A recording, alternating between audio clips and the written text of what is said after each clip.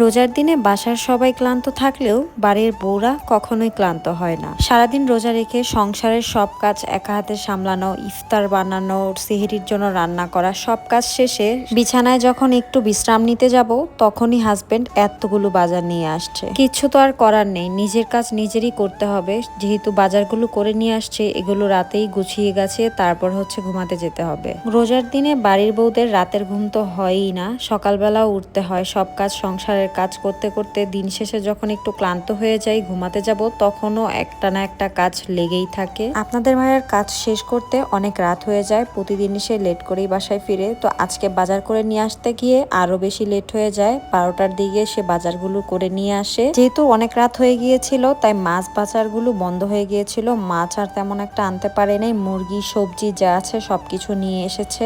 অনেক আইটেমের সবজি দেখে আমার ভালোই লাগছিল, সবজিগুলো ফ্রেশ ছিল, তাই খেতেও বেশ ভালো হবে। অনেকে মনে করে একা সংসারে তেমন কোনো কাজ নেই, কি এমন কাজ আছে একা সংসারে? আমার কাছে মনে হয় একা সংসারে আরো